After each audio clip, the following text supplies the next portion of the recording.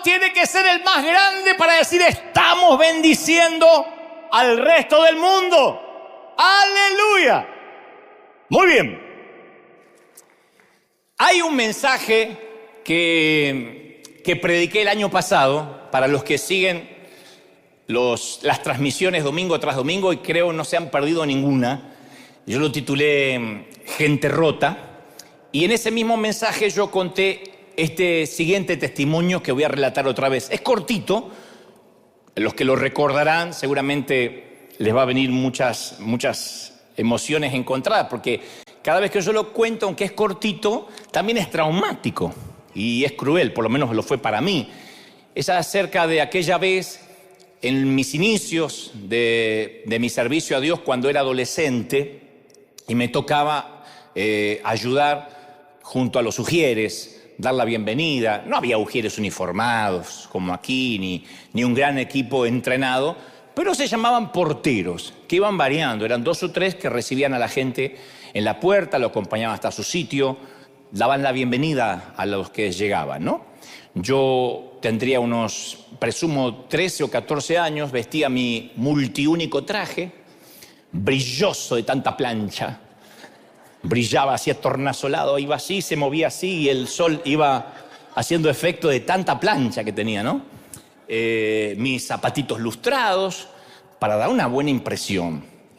Mi mamá decía siempre, aunque seamos pobres, pero limpito. Así que yo estaba como gato de rico, peinado así a la gomina para atrás, ¿no?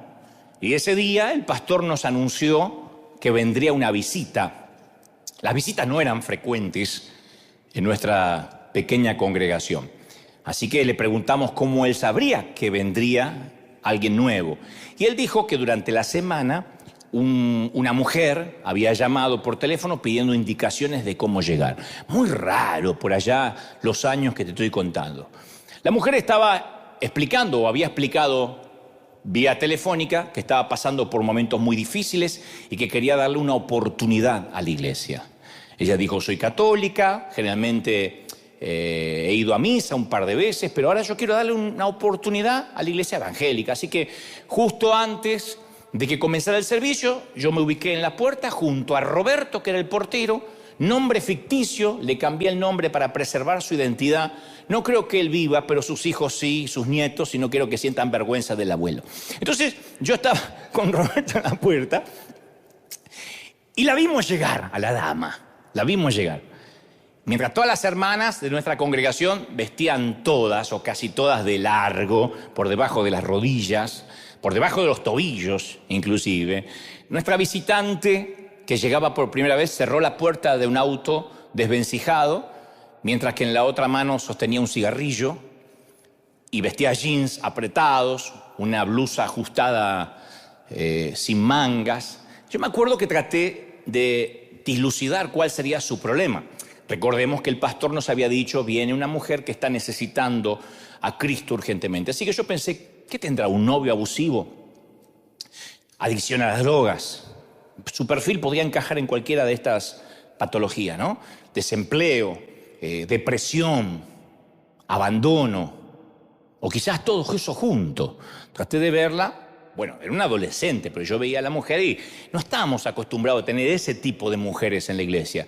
No era una mujer de vida ligera o promiscua necesariamente, pero no eran las típicas hermanas con el moñote acá arriba y las faldas largas. Entonces, Roberto se adelanta y le da una inolvidable bienvenida a la joven. Le dice, señorita, en esta iglesia nos vestimos con lo mejor para Dios. ¿Esto le parece una vestimenta santa? Esto es una iglesia, no es un burdel. Su manera de vestir va a tentar a los jóvenes y a los hombres que hay acá adentro. ¿Qué nos va a tentar? Primero que eran todos, los jóvenes tenían, el más jovencito tenía 71. Y después estábamos todos los chiquitos. Y la mujer quedó paralizada, muerta de vergüenza, y yo lo vi todo. Lo vi todo congelado de rabia, pues no podía decir nada. Él era el portero, él era el ujier, ¿no? Y la mujer se pegó la media vuelta, en roja, avergonzada, contrariada y caminó hacia su estropeado auto y se fue. Nunca más la volvimos a regresar, obviamente. Y Roberto dijo: hija del diablo, ya vas a necesitar de Dios. Lo peor fue que salió el pastor a la puerta, Roberto le contó el incidente y le dijo: no la dejé entrar porque no sabe cómo vino vestida. Esto no es un prostíbulo, pastor, como usted nos enseña. Y el pastor le dijo: está bien, hicimos bien, hiciste bien. Hay que cuidar la doctrina. Si no, si permitimos esto va a ser cualquier cosa. Y en ese momento algo sucedió en mi corazón, que esto es lo que contaba yo en el mensaje Gente Rota.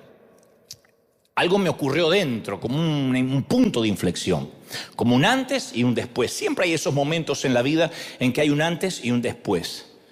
Entonces, ante Dios hice varias promesas que me propuse cumplir durante el resto de mi vida.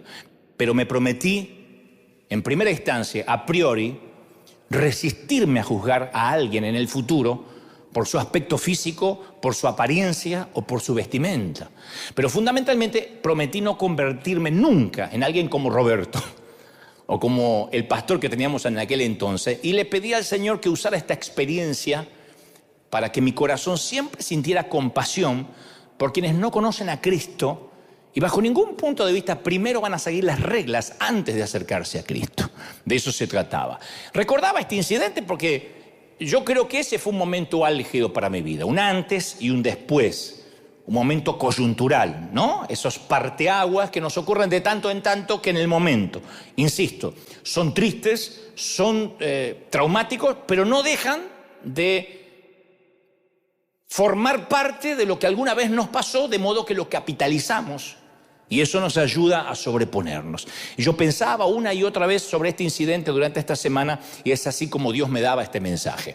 Hay un fascinante episodio, un pasaje en las Escrituras, en el Nuevo Testamento, que es el relato de una visión que tuvo el apóstol Pedro en el techo de una casa. Estaba en una azotea, estaba orando en la terraza, había subido a la terraza a orar para estar tranquilo, para que nadie lo molestase. Supongo que habrá dicho: me voy a la terraza, no me moleste, estaré orando allí. Y comenzó a sentir hambre.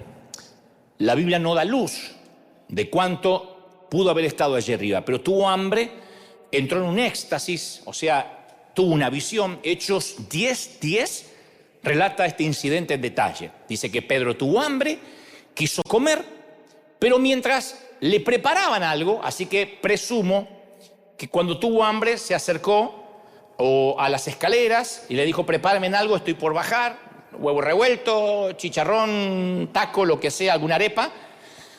Y dijo: voy a orar un poco más. Pero cuando dijo voy a orar un poco más, la Escritura dice que le sobrevino un éxtasis y vio el cielo abierto. Y vio que descendía algo semejante a un gran lienzo, una sábana, ¿no? Un gran lienzo, como cuando dentro del lienzo se quiere poner algo, que se hacen nudos en las cuatro puntas, atada en las cuatro puntas. Era bajado a la tierra. No dice cómo, posiblemente eran ángeles, o quizás bajaban solo. Estaba suspendido, levitando el lienzo, en el cual, sobre el lienzo, había toda clase de cuadrúpedos terrestres, reptiles y aves del cielo. Y una gran voz del cielo dijo: levántate, Pedro, mata y come. Y Pedro, que ve todas esas alimañas, esos animalejos encima del lienzo, no puede creer que esto le esté pasando, porque para Pedro esto era una escena repugnante. No era ni una visión divina, aunque sí lo era técnicamente, etimológicamente sí era una visión, pero para él era algo repugnante, repulsivo. Hechos 10 no entra en más detalle, pero si uno va a Levítico 11, ahí uno puede tener una muy buena pista de qué especies de animales habría allí. Porque luego vamos a descubrir que todos los animales que estaban sobre el lienzo, a los cuales Dios le dice a Pedro: mata y come, eran todos los animales prohibidos, inmundos para el Medio Oriente de aquella época. Cerdos, camellos, conejos, buitres, cuervos, búhos, lechuzas, cigüeñas, murciélagos, escarabajos, osos, lagartijas, zorrillos, comadrejas, ratas y serpientes. Todo eso para hacer un rico menú de tenedor libre, ¿no?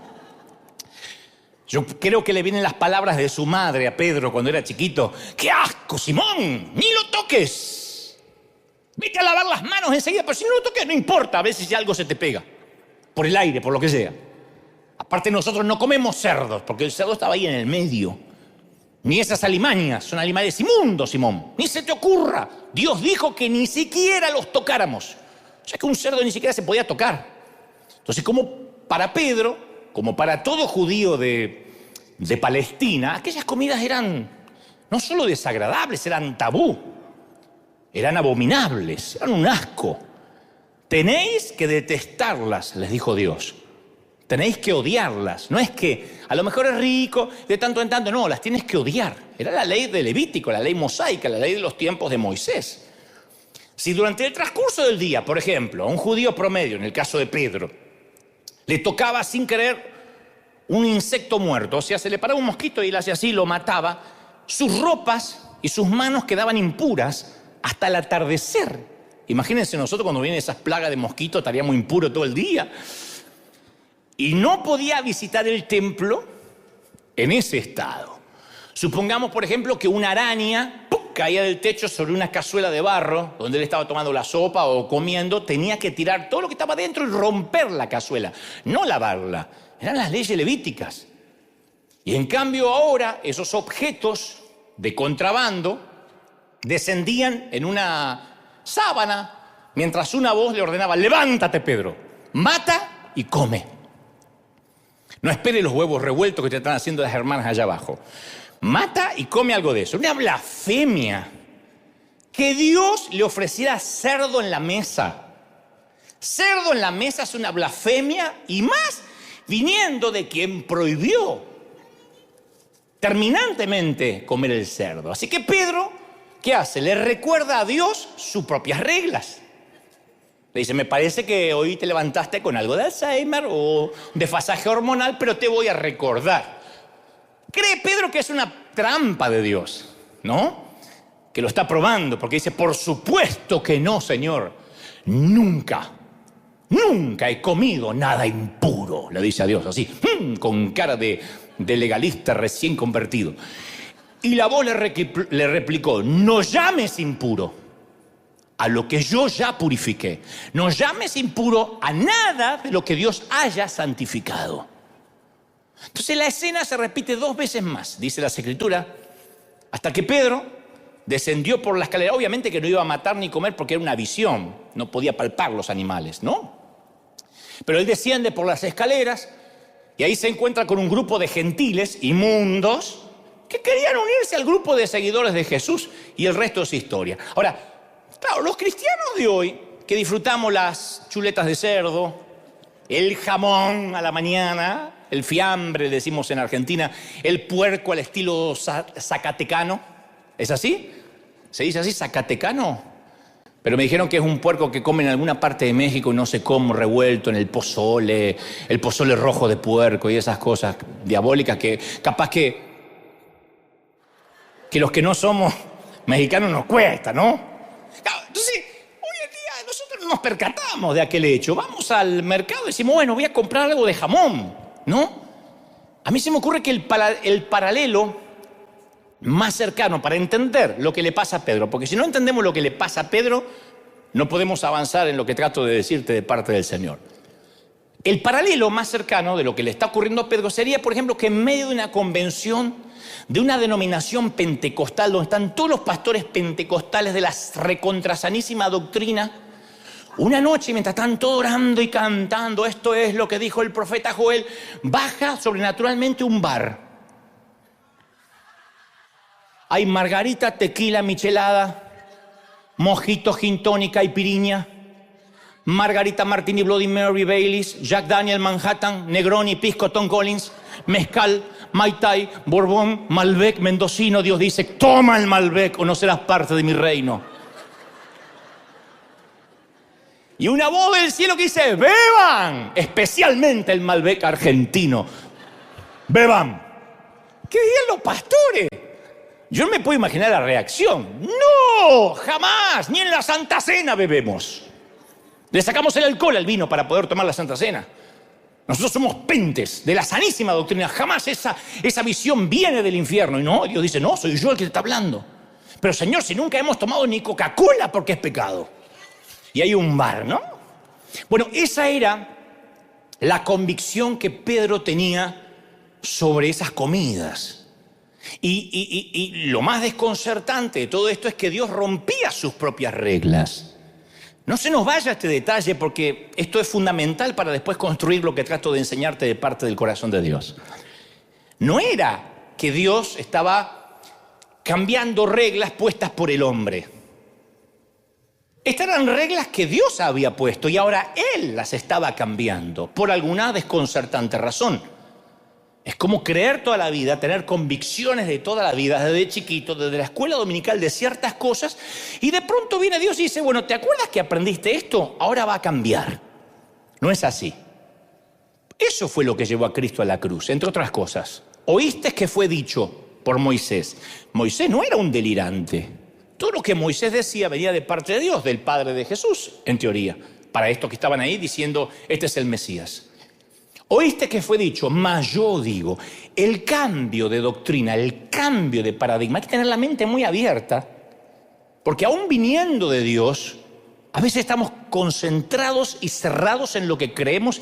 Puede descender el mismo Dios y decimos, no, tu doctrina dice así. Sí, pues yo te estoy cambiando la doctrina. Es casi como el desconcierto de cuando un policía nos dice que avancemos a contramano o nos hace pasar una luz roja. ¿Cuántas veces? Porque hay un accidente, porque el camino está trabado, el policía dice, pase, pase, y está en rojo. Y viste que uno dice, no, paso en rojo, me va a poner un ticket. El policía dice, pase. Si tú dices, no, acá me quedo hasta que cambie la luz, te pone un ticket. Porque el tema es la obediencia por encima de la ley. Si el que crea la ley o el que se supone la hace respetar, te está diciendo que avances con la luz roja o que cruzas en contramano, es mejor que lo hagas o vas a tener problemas con la ley. Miren qué paradoja. Hoy tuve que entrar a contramano, hacer 2 cuadras a contramano a pedido del oficial. De otro modo, estaría en la cárcel. Decían en Argentina hace unos meses atrás, en un meme que había en internet, ¿quién diría que iba a tener que ocultarme de la policía en pandemia para ir a trabajar? Pero había una ley que no te dejaba salir de casa o una orden presidencial que en el peor momento de la pandemia no podía salir la gente a trabajar y la gente se las ingeniaba para salir a trabajar, algunos infringiendo la ley. Trabajar es a favor de la ley, sin embargo hay momentos que esa ley empieza a cambiar. Entonces, algunos opinan que las leyes levíticas eran por temas de salud. Por temas de salud para Israel cuando andaban en el desierto. Recuerden que ellos eran esclavos, no tenían doctrinas sanitarias. De alguna forma Dios tenía que poner orden en ese grupo hasta que se transformen en soldados. Entonces dicen que algunos historiadores que posiblemente la prohibición del cerdo era para prevenir la triquinosis, que es una enfermedad que proviene de comer puerco. La prohibición contra las langostas marinas, contra los mariscos, pudo haber sido que los salvó de un virus que suele abundar en las ostras y en los mejillones. Otros dicen no, eran prohibidos porque todos esos animales se alimentan de carroña, de cadáveres, cosa que disiento, porque entre ellos está el conejo también, que era prohibidísimo. Pero algunos dicen, bueno, tal vez la mayoría se alimentaba de carroña. Otros dicen, no, esas leyes levíticas eran para los judíos porque las otras naciones comían esos animales. Entonces quería Dios que Israel, entre otras cosas, se diferenciara hasta en la dieta, que no comiera lo que comieran los pueblos paganos. Bueno, todas estas explicaciones tienen cierto sentido. Quizás arroje luz sobre la lógica que motivó esta curiosa lista de Dios, de animales que no se podían comer. Sin embargo, insisto, yo no me explico, por ejemplo, la prohibición de ciertos animales. Los conejos eran prohibidísimos en el Medio Oriente. Los conejos no son un riesgo para la salud, comen hierba, no comen carroña. ¿Y por qué en esa lista entraron los camellos, los asnos, tan corrientes para el transporte en el Oriente Medio? Entonces está claro que de algún modo estas leyes tienen algo de arbitrarias. Arbitraria significa que casi no hay explicación. La arbitrariedad es eso. como decía nuestra mamá, ve a hacer la habitación. ¿Por qué? Porque sí. Eso era la arbitrariedad de una madre, no se discute.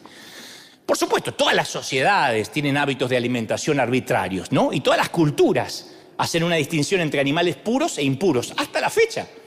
Los franceses comen carne de caballo, así que si vas un día a París, fíjate bien cuando digas, ¡ay, qué rica carne! Te estás comiendo un equino. Los chinos comen carne de perro, de mono, de murciélago, nos enteramos hace poco. Los neozelandeses, la gente de Nueva Zelanda, comen canguros. Les dicen que es una comida muy rica, un poquito dura, pero rica. Los africanos comen insectos. Los caníbales comen gente. El nene caníbal mira un avión, dice, ¿eso se come? No, hijo, lo de adentro nomás.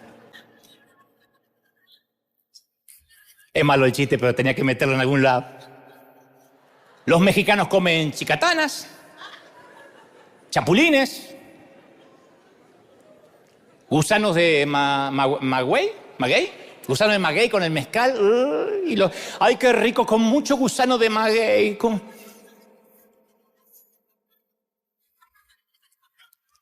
Que Dios vaya a explicar eso.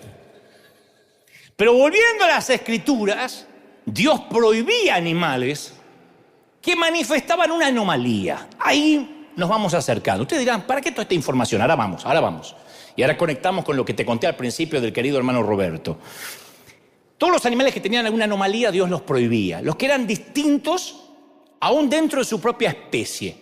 Por ejemplo, puesto que los peces tienen aletas y tienen escamas, las conchas y las anguilas no eran aceptables. Porque conviven con los peces, pero no se parecen a los peces. Las aves tienen que volar. De manera que el emú, el ñandú o el avestruz no eran aceptables porque no volaban. Los animales de tierra debían caminar en 4 patas, no arrastrarse por el suelo como la serpiente. Entonces el animal doméstico que sí se podía comer, las ovejas, las cabras que rumian, que tienen las pezuñas hendidas, esas se podían comer porque estaban dentro de los mamíferos que eran aceptables. Un famoso rabino dijo alguna vez, si yo tuviera que decir qué es lo que hace para Dios o qué es lo que hacía para Dios inmundo un animal o impuro, es que tenga una cualidad que por alguna u otra razón es anormal a la mayoría de su especie. Vamos a resumirlo. Dios no aceptaba exóticos. A mí eso me hubiese traumado mucho porque yo le decía a mi mamá, yo soy lindo, hijo, vos sos exótico, me decía mi mamá. Sí, pero yo flaquito, orejón, las cejas así. Yo si no me corto acá me crecen como gallego, así como... Y mamá decía, porque son ojos que merecen ser subrayados.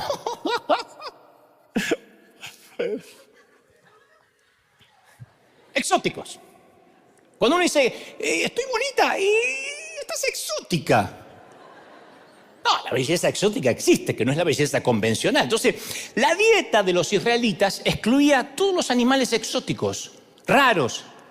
Y este principio también aplicaba a los animales limpios que se podían presentar en el templo como ofrenda. Ningún adorador podía llevar al templo un animal lisiado. Esta ovejita, esta renga, voy a aprovechar y la llevo de ofrenda.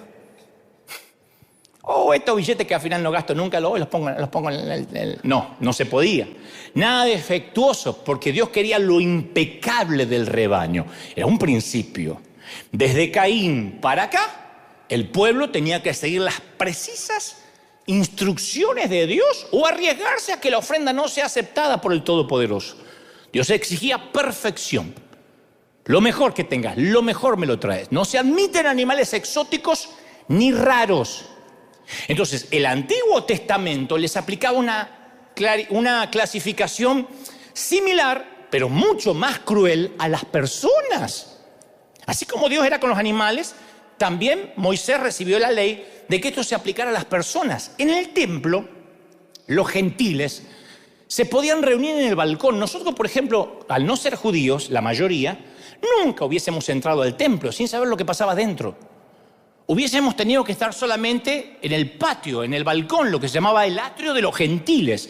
Nunca hubiésemos podido entrar al templo de aquel entonces, a la parte principal del santuario.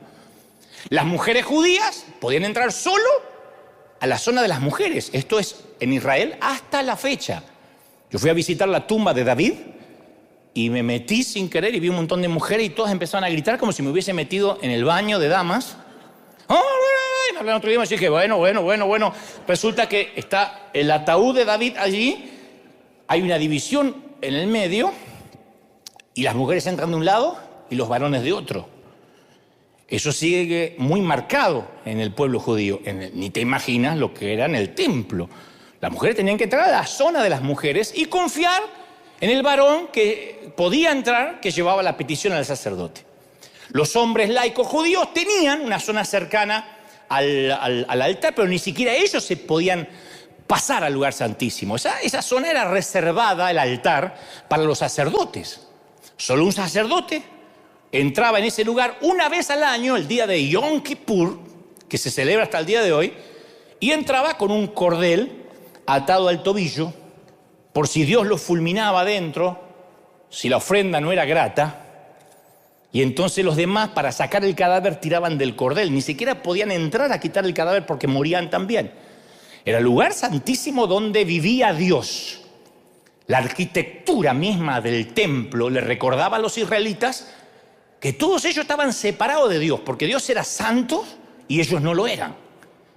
Ahora piensa en el paralelo moderno de una persona que le quiera enviar hoy un mensaje al presidente de los Estados Unidos.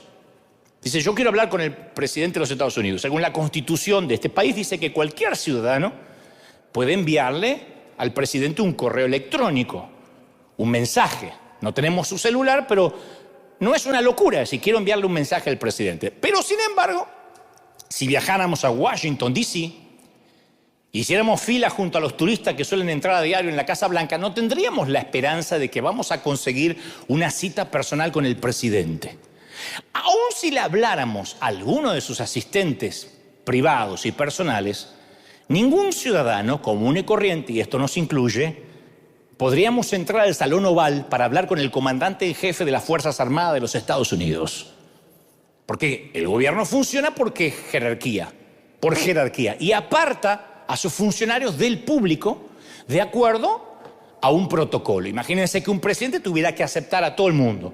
No podría nunca gobernar, no podría gestionar. De manera similar, en el Antiguo Testamento había una escalera jerárquica que separaba al pueblo, a la gente de su Dios, que no estaba en base al prestigio, sino a la limpieza, a la santidad. Solo el sacerdote que se tenía, y esto no es broma, se tenía que purificar hasta los calzones. El calzón tenía que ser de lino, blanco, tenía que purificarse hasta su ropa interior, sus partes genitales, antes de entrar. Una vez al año, el día de Yom Kippur, que todos estaban con el corazón en la boca, a ver si salía vivo o no. ¿Qué trabaja tu marido de sacerdote? ¡Ay!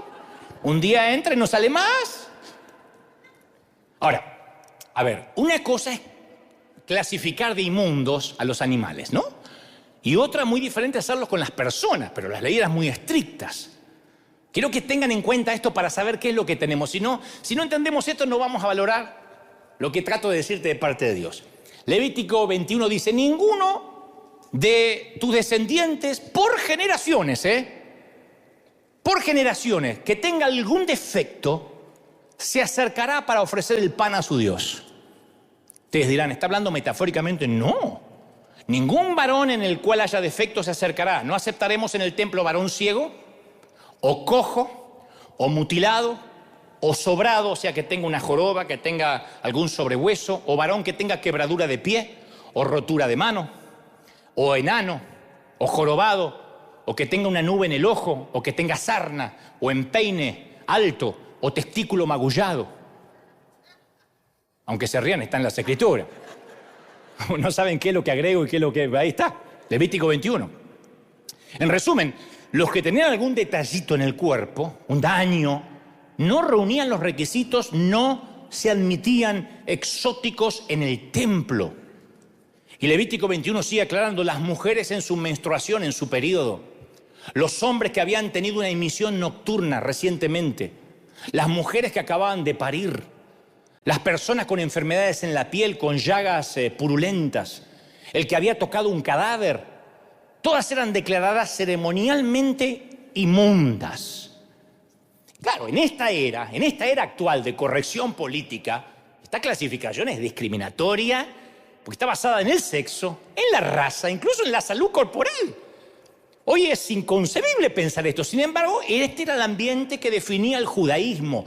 Los que se atrevían a decir, soy santo para acercarme a él. Y todos los días, ¿saben cómo los hombres judíos comenzaban la oración? Toda la mañana decían, gracias Señor por no haber nacido gentil, por no haber nacido esclavo, por no haber nacido mujer.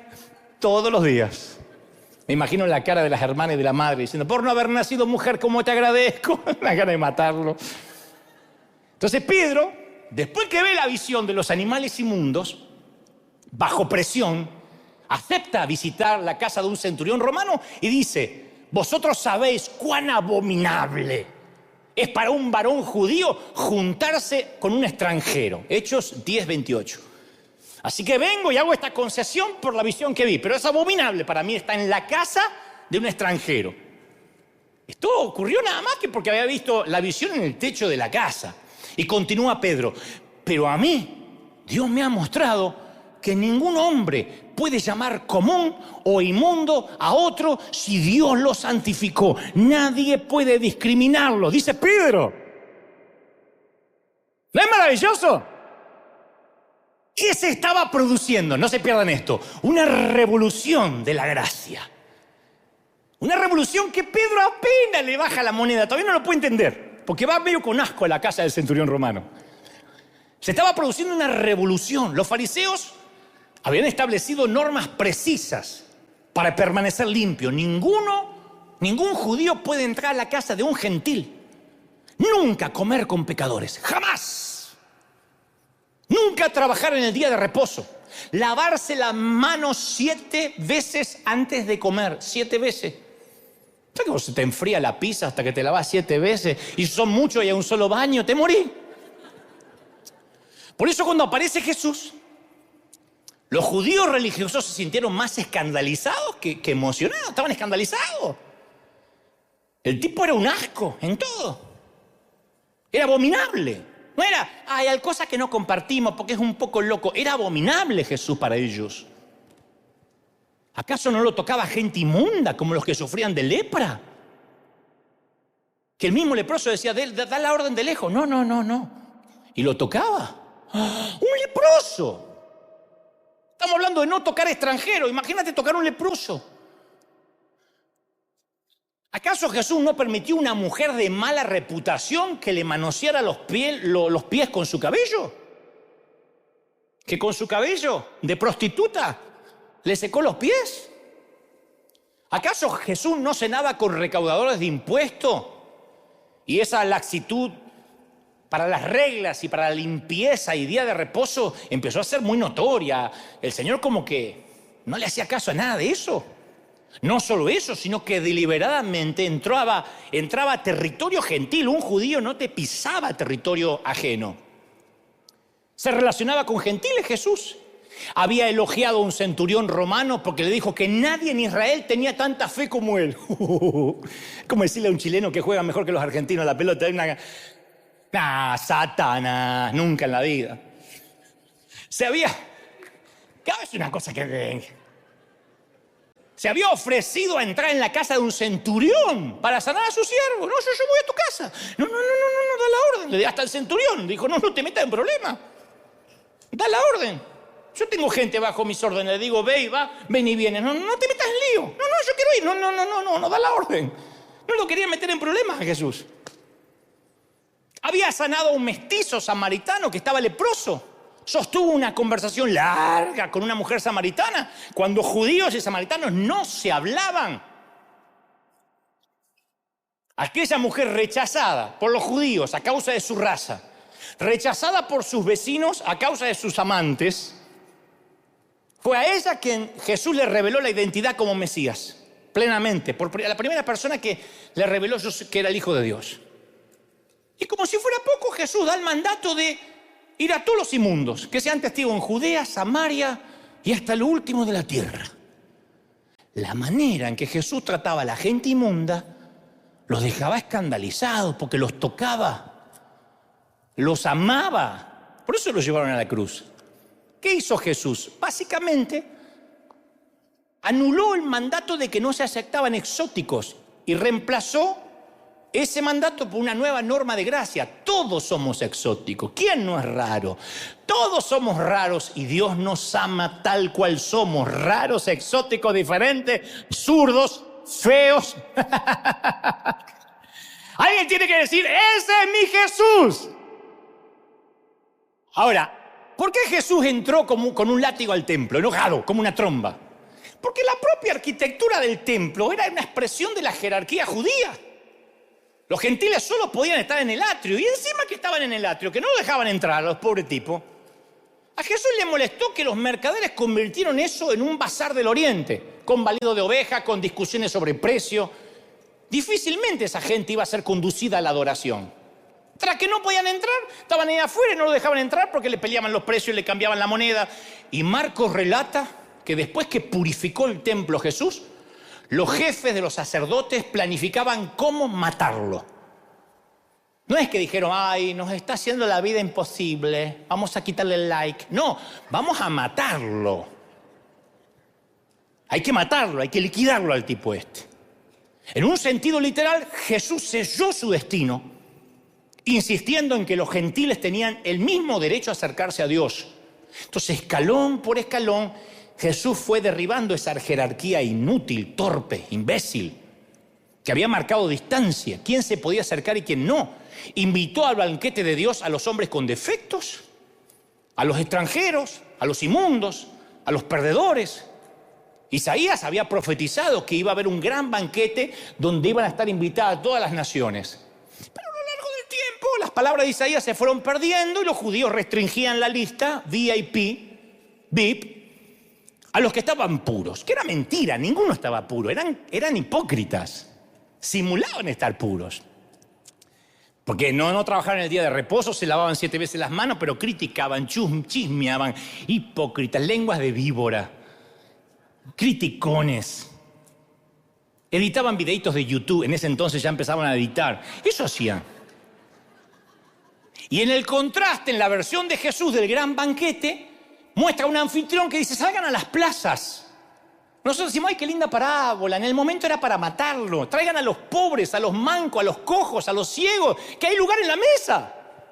¡Está loco! ¡Cerdos en la mesa! Jesús dice que como uno dijo, no puedo ir al banquete. Ah, no, me salió un casamiento. Ay, no, es que hoy justo me toca carnita. Entonces Dios dijo, traigan a los cojos, a los ciegos, a los mancos. El hijo pródigo termina en la escena de un banquete donde presenta como un héroe a un inútil que dilapidó la reputación de la familia. Entonces, ¿qué quiere señalar Jesús? Que todo lo que la gente considera indeseable son infinitamente deseables para Dios y que cuando regresan a Él hay fiesta, hay candela, hay azúcar.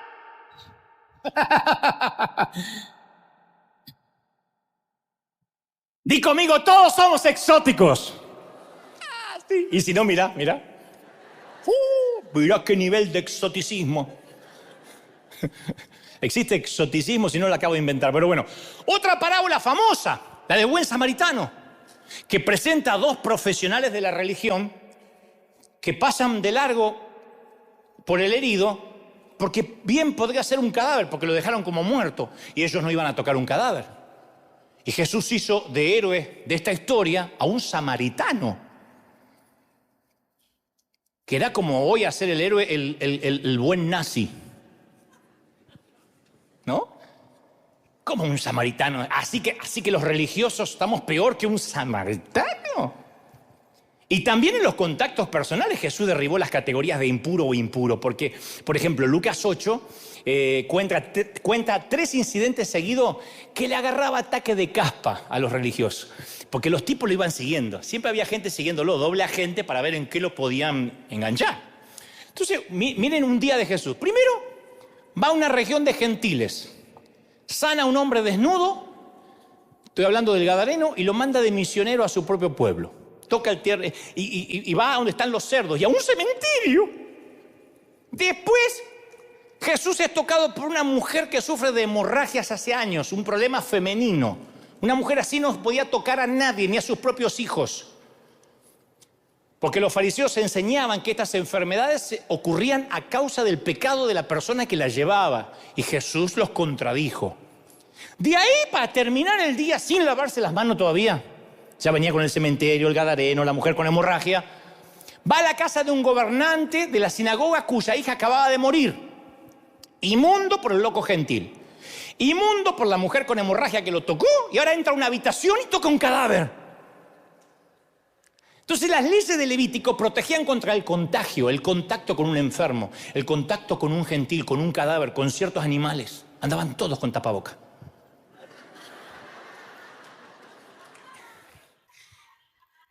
Una metáfora. ¿Y qué fue lo que hizo Jesús?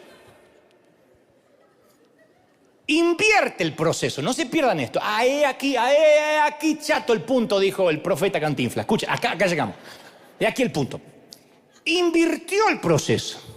Uno dice, ¿y por qué hacía esto? ¿Para provocarlo? No, él invirtió adrede, arbitrariamente el proceso. En lugar de contaminarse, él sanaba a la persona. El loco desnudo no contaminó a Jesús.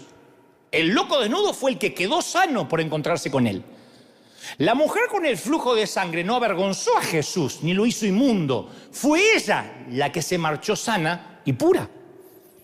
La niña de 12 años que había muerto tampoco contaminó a Jesús con su rigidez cadavérica, sino que ella fue resucitada.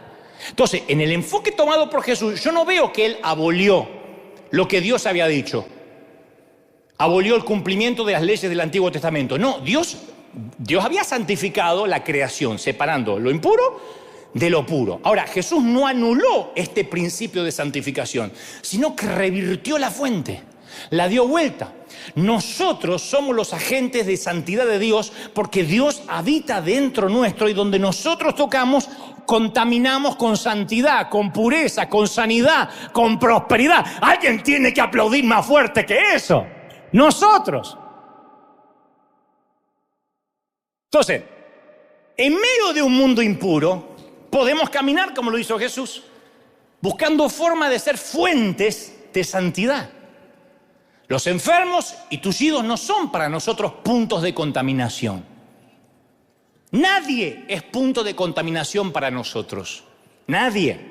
No importa la enfermedad que tengan, nadie es punto de contaminación si creemos esta palabra, sino que ellos son depósitos de la misericordia divina.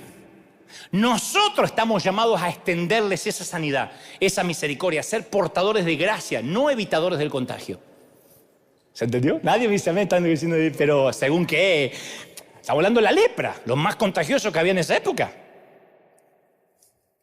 Te acercabas a un leproso, el leproso estornudaba cerca y la lepra no tenía cura. Se te empezaban a caer primero las extremidades hasta que perdías el sentido del tacto, y las ratas por las noches te comían partes de tu cuerpo. Eso era la lepra en Medio Oriente. Jesús no dijo, bueno, yo llego hasta el leproso. Qué sé yo, un ciego te toco, pero un leproso, mejor de lejito, no corramos riesgo. Todavía no llegué a la cruz. ¡No! Él dijo, yo traigo la santidad. Yo hago puro lo impuro. No llames impuro lo que yo santifiqué, dice el Señor. Yo hago puro lo impuro. ¿Sí? Ahora, no voy a aclarar mucho porque el que tiene oídos que oiga, pero a la iglesia le tomó tiempo adaptarse a este cambio. De no haber sido así, Pedro no hubiese necesitado la visión del techo. Si Dios ya había dicho, el Señor ya había dicho que le vayan a predicar a todos. Pero de igual manera, la iglesia necesitó un empujón sobrenatural para entender que este evangelio no se restringe a los que están en santidad. Santifícate. Hermanita, esas no son ropas para entrar a la iglesia. A Dios no le agrada. Cámbiese la ropa y venga. No. El Espíritu Santo envió a Felipe a un camino desértico. Se encontró con un extranjero, un hombre de color, un hombre moreno, que además era considerado impuro bajo las normas del Antiguo Testamento. Era un eunuco, o sea, tenía los testículos dañados. Y se encontró con un moreno con los testículos dañados y Felipe lo bautizó y fue el primer misionero enviado al África. Dios ni siquiera le importaba que era eunuco. El apóstol Pablo, quien fuera al principio, él mismo diría, fariseo entre fariseos, que muchas mañanas le había dado gracias a Dios, gracias que no nací gentil, gracias que no nací esclavo, gracias que no nací mujer. Ese era Pablo.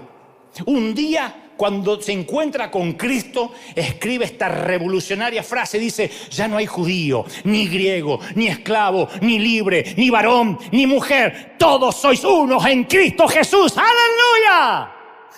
No. Dile, Señor, ese es mi iglesia, ese es mi Cristo. ¡Wow! Entonces, ¿qué hizo la muerte de Jesús? Tiró abajo las barreras, los muros que se querían levantar, que habían separado a la gente en categorías. La gracia se abrió paso. Pasaron 21 siglos desde que Dios iluminó a Pedro encima de un techo.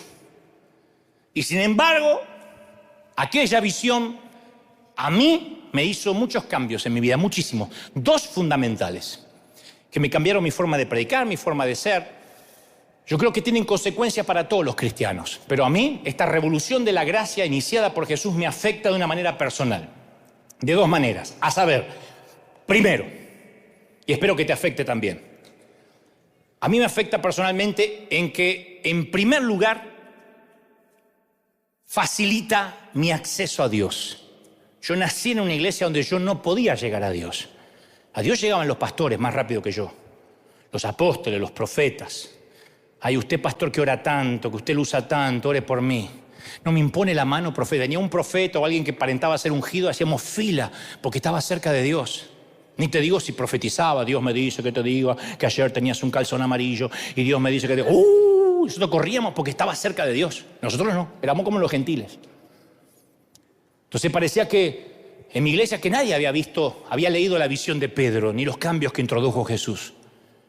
Muchos me dicen, ¿estás dolido con tu congregación de niños? No, a mí me duele que esto todavía exista. Que yo ya no soy niño y esto exista. Mi iglesia tal vez no exista más, pero ese tipo de congregación existe en el mundo. Decían que esto era un altar. Que está bien que metafóricamente, digamos, pase al altar, como una manera de identificar el lugar. Pero decían, no, que había un altar santificado. Que acá subían los que estaban en santidad.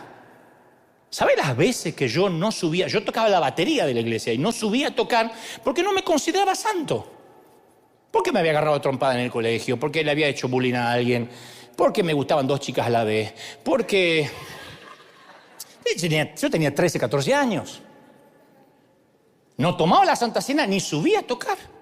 ¿Qué pasa con la batería? Decía el pastor, no puedo, pastor. Pecó. Si va a subir acá, santifíquese. Esto era como que caías muerto si subías acá. Hasta decían que el púlpito era sagrado. Esto es un atril, lo compramos nosotros. No es que alguien toca esto, le agarra la chiripiorca, no. Es para apoyar la Biblia. No es santo. Pero a nosotros nos gusta agarrarnos del Antiguo Testamento y decir, no, este lugar es santo. El púlpito fue consagrado a Dios. No podemos hacer que una persona sea santa por sí misma y vamos a hacer que un pedazo de acrílico o madera sea santa. Entonces cada domingo los gentiles pasábamos al altar y el pastor oraba por nosotros. Tal como en el Antiguo Testamento, que les llevaban los sacrificios al sacerdote para que él se los presentara a Dios. En el Antiguo Testamento la gente le decía al sacerdote, ¿le podría hablar a Dios acerca de mi problema? Las mujeres estaban afuera, ni siquiera podían traer los problemas. Acá le decían al marido. El marido, como todo marido, cuando llegaba a casa, olvidaba la mitad de lo que le dijo la mujer. Y el sacerdote subía a la plataforma o se metía en el lugar santísimo, realizaba los ritos sagrados dentro del lugar santísimo. Y hay muchos ministros modernos en los que hemos cometido ese error, en que nos gusta esa sensación de poder, de nosotros estamos más cerca de la unción que ustedes. Más cuando la gente te dice, ¡ay, qué ungido! Cuando usted salió hoy, ay, no sé si le viste las alas. Yo le vi 2 alas al pastor. Alas de pollo me viste, porque... Y a nosotros nos gusta eso, nos gusta el ego. Ay, sí, bueno, es que yo hoy estuve muy ungido y siempre que estoy acá, si sacan una foto, no salgo en la foto porque estoy tan níveo, tan impoluto. Entonces, a veces nos conviene o nos convino convertir pequeñas piedritas en pan para darle a la gente y que regrese por más el próximo domingo en lugar de conducirlos al pan de vida. En lugar de enseñarles a comer solos. En lugar de enseñarles a adorar por sí mismos. Y miren que somos duros, que Dios tuvo que enviar o permitir una pandemia para que los pastores, algunos, soltaran el control. De tener a la gente con miedo, que si yo no te doy la unción, que si no te impongo las manos, que si no te controlo la santidad te perdés. Y hay un montón de gente que no se perdió. Que aprendió a adorar solo, que aprendió a leer la Biblia, que el Espíritu Santo lo bendijo, que lo hizo crecer.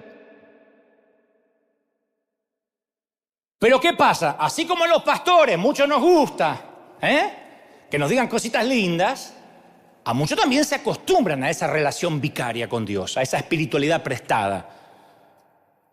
Es lo que un autor querido dice, son pornógrafos espirituales, voyeristas, que les gusta mirar sin compromiso, mirar sin necesidad de intimidad. Cuénteme un par de testimonios, tíreme la unción que me voy a casa.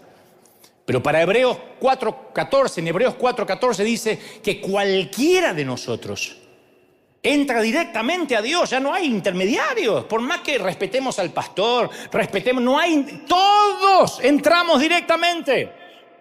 Acerquémonos, pues confiadamente, no te vas a morir. Aunque hayas besado a la suegra, no te vas a morir. Al trono, no dice el patrio, al trono de la gracia. Para alcanzar misericordia, para hallar gracia, al oportuno socorro. Así que, hermanos, teniendo libertad para entrar en el lugar santísimo por la sangre de Jesucristo, por el camino nuevo que nos abrió a través del cielo, acercándonos, Él es el sacerdote. ¡Aleluya! Oh, yo celebro eso. Y se tiene que terminar esa hegemonía pastoral de que yo administro la unción. No. Hay que leer Levítico y saltar a Hechos para darse cuenta que hubo un cambio sísmico. Y mientras que los adoradores del Antiguo Testamento se purificaban ellos mismos para entrar al templo y le presentaban ofrendas a Dios para no ser muertos, en Hechos los seguidores de Dios, de Jesús, se reunían en hogares y se dirigían a Dios con un vocablo nuevo, Abba, que era el término familiar para decir papá. Antes de Jesús, a nadie se le hubiese ocurrido decirle al gran Yahvé, al Señor soberano del universo, papá. Después se convirtió en una palabra de uso corriente entre los primeros cristianos cuando se dirigían a Dios en oración.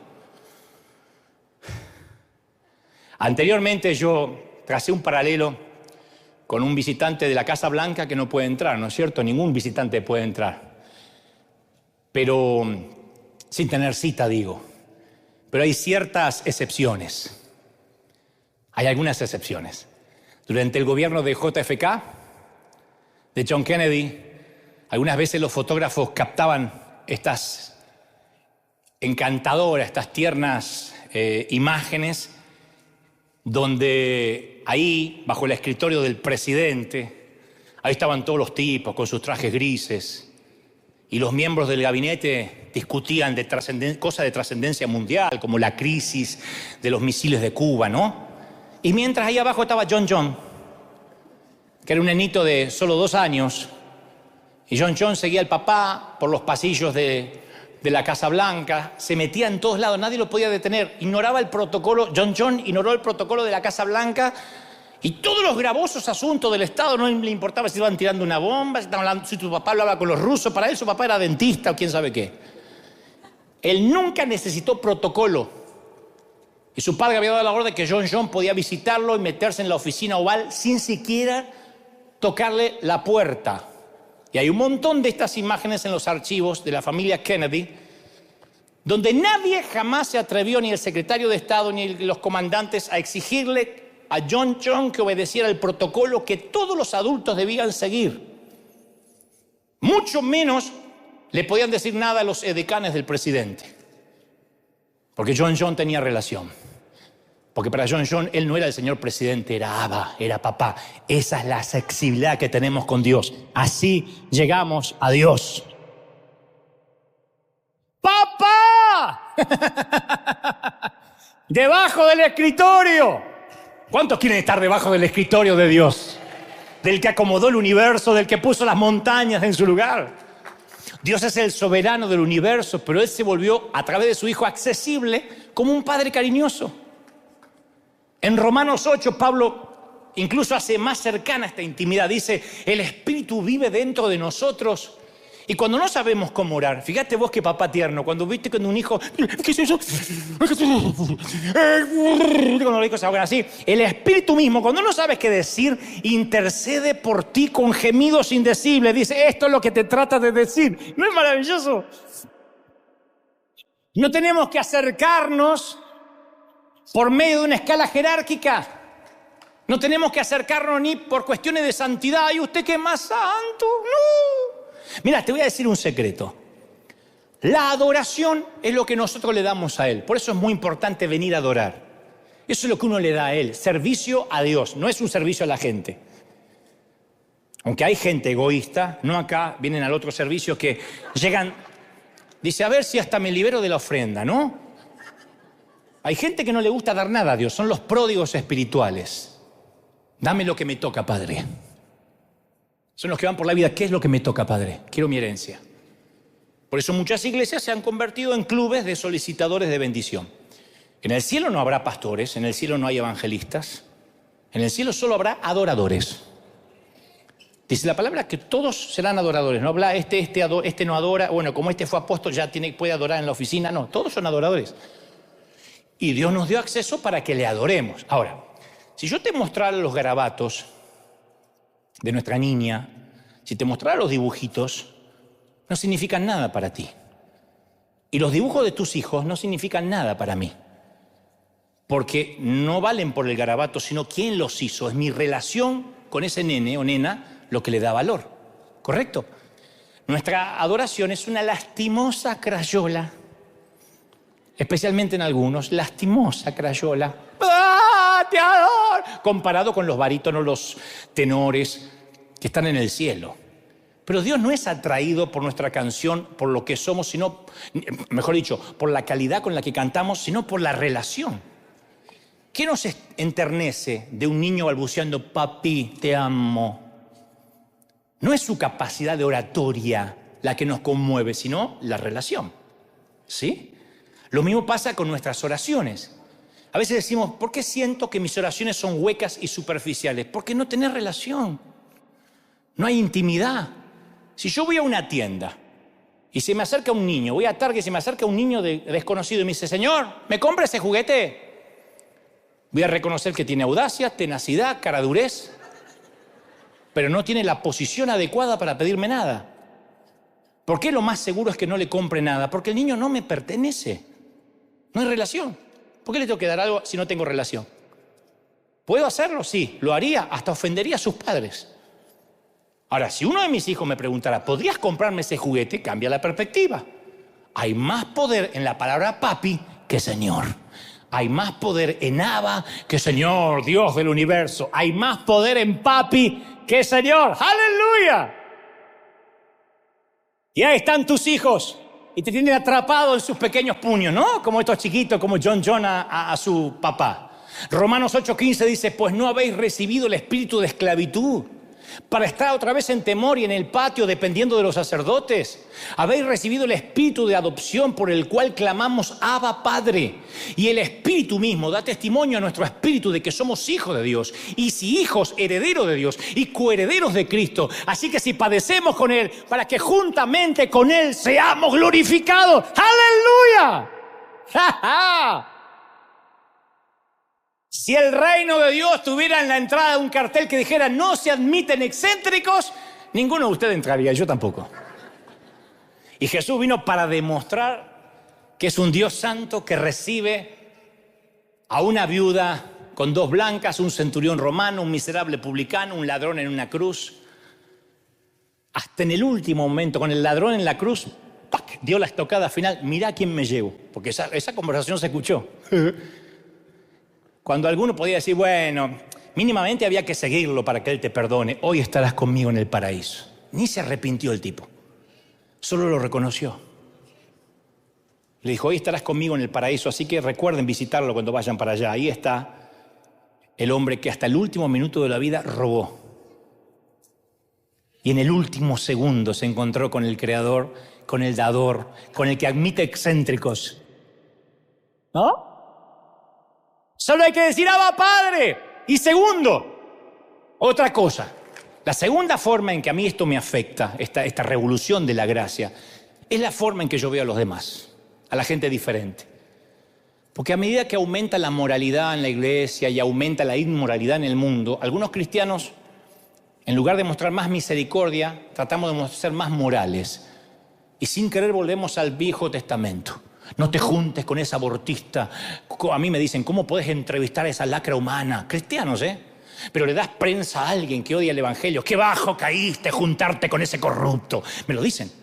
No son inconversos, cristianos, o los que se consideran como tal. Hay una frase usada tanto por Pedro como por Pablo que a mí me fascina, es una imagen fascinante. Ambos dicen que debemos administrar, dispensar. ¿Saben lo que es dispensar? Dispensar la gracia. Ambos apóstoles dicen, tenemos que dispensar gracia. ¿Saben qué me viene a la mente? Lo conté una vez el año pasado. Esos atomizadores, mi mamá tenía uno de esos atomizadores que se apretaba una pericia así, de goma. Mi mamá hacía, y salía perfume por los finos agujeros de otro extremo. Un poquito así. Estaba todo el cuarto, hasta los mosquitos se iban, todo el cuarto. Apretaba la perilla un par de veces y cambiaba la atmósfera de toda la casa, del barrio. Así es como funciona la gracia, ¿no? Llegamos a una sociedad y entonces nosotros la enriquecemos, cambiamos la atmósfera. Llegamos, claro, no vamos a cambiar la empresa, no vamos a cambiar el país, pero hacemos... Y ya hay gracia en el ambiente. Pero la imagen que prevalece es que muchos hemos cambiado el atomizador ese y usamos el matamosquito, el Raid, o en mi Argentina decía el Fleet. Entonces, en vez de dar gracias, decimos, allá hay una mosca, fumiga y mata. Allá hay un divorciado, fumiga y mata. Un homosexual, fumiga y mata. Y hemos asumido el papel de exterminadores morales en una sociedad que, claro, claramente está infestada, sí. Ahora, yo comparto la preocupación por la sociedad, pero me siento subyugado por dar gracia, que no la da nadie. Me siento subyugado por aquel que vino por los enfermos y no por los sanos, por los pecadores y no por los justos. Nunca favoreció el mal, siempre los perdonó. Y de alguna forma Jesús se ganó la reputación que sus seguidores hemos perdido. ¿Qué nos pasó para que ya no nos digan que somos amigos de pecadores? ¿Qué nos pasó para que digan, en esa iglesia entra cualquiera? ¿Qué nos pasó? ¿Por qué perdimos la reputación que Jesús tenía? ¿Por qué la única persona perfecta de la historia atraía a los exóticos, a los imperfectos? ¿Qué nos impide seguir sus pasos, gente? ¿Por qué si él era amigo de pecadores y ellos anhelaban su compañía? ¿Por qué los pecadores siempre son reacios a entrar a una congregación? Los legalistas le decían horrible, apóstata, blasfemo, repulsivo. ¿Cuál fue el secreto de Jesús que perdimos? Dime con quién anda y te diré quién eres. Te dicen eso. Imaginen eso en la antigua Palestina, decírselo a Jesús, que se metió a la casa de Zaqueo por su propia cuenta. Bajate del árbol, voy a tu casa. Y la muchedumbre mostró la desaprobación y le dijo, el Hijo del Hombre vino a buscar lo que se había perdido, gente. Se encuentra con un recaudador de impuestos y le dice, no vine para los sanos, vine para los enfermos. Di conmigo, el Señor vino por mí, por los enfermos, claro. Dios no había hecho lista de animales puros e impuros, no había excluido del templo a los pecadores, físicamente deformes, los había dejado afuera, pero en ese sistema de castas apareció Jesús y dejaba que los impuros lo tocaban, los deformes, una mujer con flujo, los lunáticos, los poseídos. Nunca se preocupó por la contaminación, por el contagio, ni con los difuntos. Creían que tocar a una persona impura contaminaba a quien lo tocaba, pero cuando Jesús tocó al leproso no se manchó. Cuando una mujer inmoral lo tocó, no se manchó. Él contaminaba, él era viral. ¿Quiénes son los más virales? ¿El mundo o nosotros? ¿Quiénes contagian más, la comida o la sal? La sal.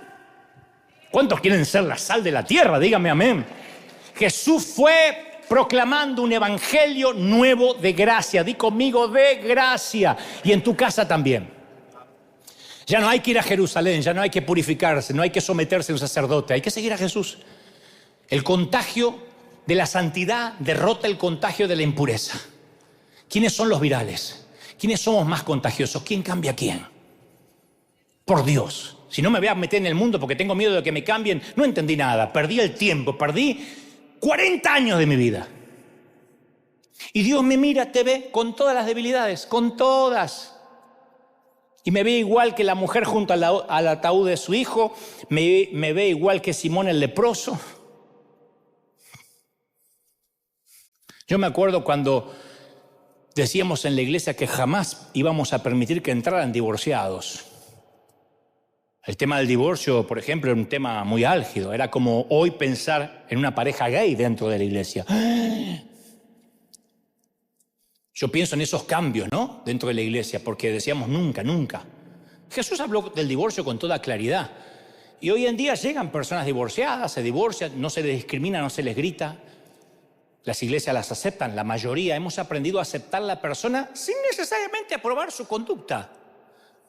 Y al estudiar la vida de Jesús, tenemos que entender que la gente es diferente. Cada uno tiene... Si yo supiera los dramas de cada uno de ustedes, el mundo que vive cada quien con su familia, con lo que le tocó, con lo que eligió, con los hijos, los cuñados, las suegras, las madres, los padres, ¿de dónde viene? Y el Señor amaba a todos, a una prostituta, a un estafador, a un acaudalado explotador, a una mujer poseída, a un soldado romano, a un samaritano. Me maravillo de que el Señor se haya ganado la reputación de amigo de esa gente. Cuando Jesús amaba a alguien, veía en él un hijo descarriado de Dios, veía en él un ser humano porque en Dios se angustiaba, que iba por mal camino. Dios siempre me vio a mí como me diseñó originalmente. Más allá de la mugre, del lodo, Él siempre vio al verdadero Dante. Jesús nunca identifica a una persona con el pecado, nunca. El borracho, el abusador. Nunca. Porque Él siempre sabe que el pecado no te pertenece. Él te libera de eso, eso no te define. Jesús amaba a la gente atravesando su capa de lodo. Él te ama atravesando tu capa de barro. Seremos abominaciones para algunos, pero seguimos siendo el orgullo y el gozo de Dios. Necesitamos que Dios nos sane los ojos. Vamos, pónganse de pie. Vamos, dale un aplauso al Señor de señores y ponte de pie. Si crees que Dios habló, que ese aplauso se escuche hasta Australia, que se escuche hasta la República Argentina. El contagio de la santidad derrota el contagio de la pureza. ¿Quiénes son los virales? Díganme amén. ¿Quién cambia a quién? A mí me gusta entrar a un canal de televisión y que cambie toda la atmósfera de a poco. Me gusta, y cuanto más mundanos son, cuanto peor parecen, ahí digo, Señor, no me muevas de ahí, me encanta. Soy un ratón en un depósito de queso. Cuando llego a un lugar donde todo el mundo insulta y con doble sentido, yo digo, Señor, acá donde tú te puedes lucir. Y hago... Y cambia la atmósfera. Y la gente percibe gracia. Y cuenta un chiste espantoso y ve que no hay condenación en mí. Y de repente dice algo con doble sentido y ve que no lo estoy condenando, ni dice, te vas al infierno. Y empieza a ver gracia. Y los enfermos y los tullidos no son para nosotros puntos de contaminación. Nosotros somos llamados a extenderles la misericordia, la gracia. No somos más evitadores del contagio. No tengas miedo. No tengas miedo de que tus hijos se pierdan. No podemos pretender que nuestros hijos vivan en colegios cristianos, vayan a universidades cristianas, miren la radio cristiana, miren Enlace y la radio cristiana, y que no se muevan de ahí, y ponerle explicaciones cristianas, porque así no va a ser sal nunca, va a ser un idiota, un imbécil de invernadero. Tienes que decir, Señor, yo lo envío a mi hijo para que sea sal, para que contagie, para que cambie, para que haga una reforma. ¿Lo crees de verdad? ¿Cuántos lo creen? Díganme amén. Solo así va a cambiar la política. Solo así va a cambiar la política. Solo así va a cambiar los medios de comunicación. Cuando haya alguien que respete, que tenga favor, cuando haya alguien diferente, ahí es cuando los faraones dirán, ¿a quién otro vamos a adorar que no sea al Dios de este? Realmente este tiene al Dios verdadero. Es cuando los faraones, cuando Nabucodonosor, cuando el rey Darío reconocen lo que hay en ti. Pero para eso tienes que saber que la viralidad que tienes es muy contagiosa. Somos altamente contagiosos. Miren lo que pasó con Misión Graneros, con Proyecto Honra. Todo el mundo empezó a salir a dar de comer. Sí, hay que salir porque es contagioso. La misericordia se contagia, la gracia se contagia. Yo nunca tengo temor. Pónganme entre millones de mundanos, de inconversos. Es más fuerte el que habita en mí que los que vienen en contra. Cuando salgas a la guerra, no tengas temor. Yo estoy contigo, aunque sean mayor en número. ¿Lo crees de verdad? Dijo Gedeón, son un montón. Y el Señor dijo, no te preocupes. Tú y yo somos mayoría. Dios y tú son mayoría. Puede haber miles de inconversos, te pueden hacer la guerra en tu casa, en tu hogar. Pero Dios y tú son mayoría donde vayas. Donde vayas eres viral, cambia la atmósfera. Donde vayas eres un agente de bendición, un canal de transformación, un depósito de misericordia. Dios te usa, Dios cambia la atmósfera con la iglesia. ¡Aleluya! Yo estoy sintiendo esto, ¿lo sienten de verdad? ¿Cuántos quieren esto? ¿Cuántos quieren ser virales? Yo siento esa viralidad en el ambiente, en la atmósfera. No tengas temor.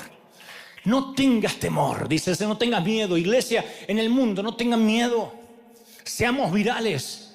Contagiemos. La gracia se contagia, como la sonrisa se contagia, como la risa se contagia. Seamos virales. Seamos altamente infecciosos del Espíritu. Y en estos tiempos que se habla tanto de la viralidad, del contagio, bueno, salgamos a contagiar gracia, favor, misericordia. Que alguien diga, no puedo creer que me hagan esto, que me estén amueblando la casa, que me estén limpiando, que me estén cortando el césped. Es que nosotros lo hacemos, somos así. Y a donde vamos contagiamos y donde vamos bendecimos. Y el Señor es una fuerza que mete intrínseca y desde dentro empieza a leudar toda la masa. Un poquito de levadura hace que la masa desde dentro empiece a cambiarse. Desde dentro se transforme y la sociedad entera empieza a cambiar. Alguien tiene que decir, ese es mi Dios, ese es mi Dios, ese es mi Dios. ¡Aleluya! Bendito sea el Señor. Y escuchen, ya voy a terminar. Si esta unción que reposa sobre mí viene para toda la congregación, vas a ganar los amigos y los enemigos de este humilde servidor. Entonces tienes que saber, cuando digas, Señor, ¿cómo sé que estoy bien? ¿Cómo sé que estoy contagioso? Tienes que empezar a ver críticas de los religiosos. Tiene que haber gente que te esté planificando literalmente matar. Tiene que levantarse gente diciéndole, eres una apóstata, una basura, así no hablo en el Dios, es una apóstata, anticristo, eres la bestia. Tiene que haber gente que se levante en contra. Si no hay oposición, es porque estás en la misma dirección que ellos. Tienes que chocar de frente con gente que no quiere contagiar gracia. Tienes que chocar de frente con los que dicen, no, mentira, dijo que no hay altar, dijo que no hay lugar santísimo, ¿a qué hemos caído? Tienes que decirle, yo sé que voy a una iglesia, a un hospital de gente rota, donde no hay altar, donde no importa quién es el pastor, ahí nos ministra el Señor, todo el mundo llega hasta Él, todos somos victoriosos y Él nos hace nuevas criaturas. ¡Aleluya! Toda la iglesia diga conmigo, Señor Jesús, te recibo como mi Salvador. Entra en mi vida, perdona mis pecados, haz de mí, fuerte, haz de mí una nueva criatura. Lo recibo, lo creo. Amén. Levanten las manos, quiero orar por todos. Padre, He transmitido lo que creo me has dicho que diga. Este es tu pueblo, este es tu ejército. A estos tus obreros de primera línea, suelta sobre ellos. Suelta ahora en todo el mundo. Mirá, hay gente encendida. Hay gente que está recibiendo esta palabra ahora. Y yo declaro que niños, jóvenes, ancianos y adultos están recibiendo esta palabra ahora. Ahora en los 5 continentes. África, Oceanía, América, Europa. Ahora reciban. Estén recibiendo ahora corriente del Espíritu. Ahí está. Ahí está la mano de Dios moviéndose. Reciban el bautismo del Espíritu los que no están bautizados. Comiencen a clamar, porque hoy comienza un movimiento viral. Porque hoy el Señor empieza a extender su poder y su gracia. Dice el Señor: yo haré una nación grande de este pueblo.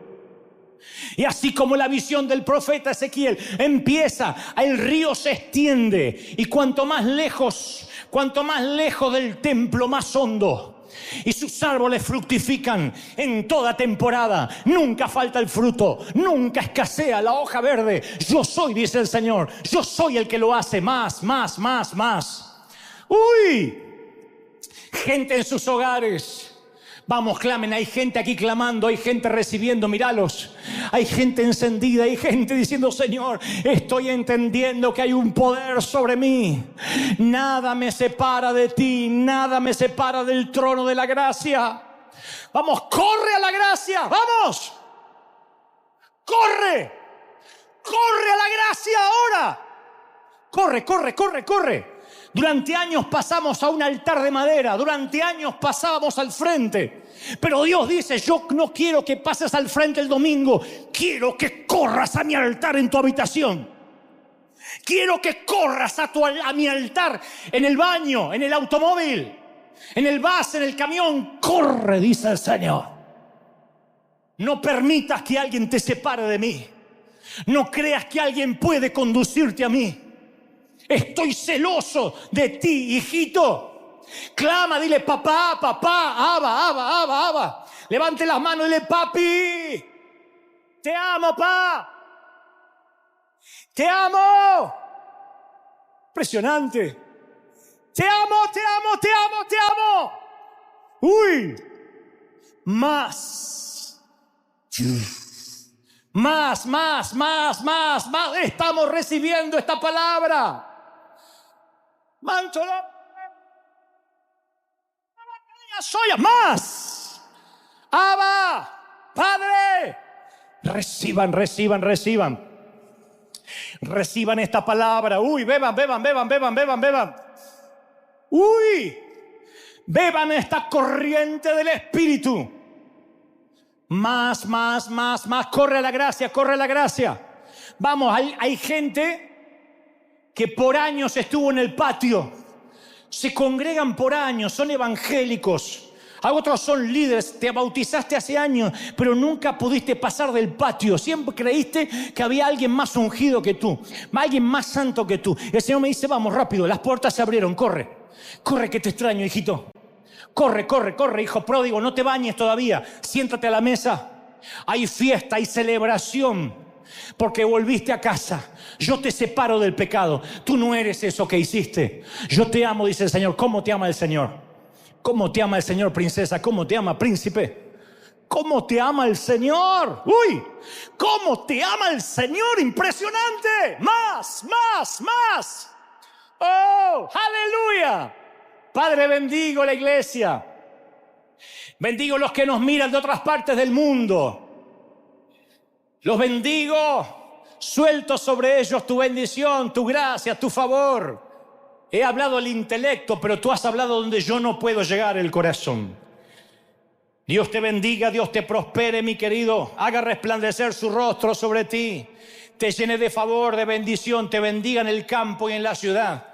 Te bendiga en lo que emprendas, en lo que sueñes, en este cuatrimestre de gloria.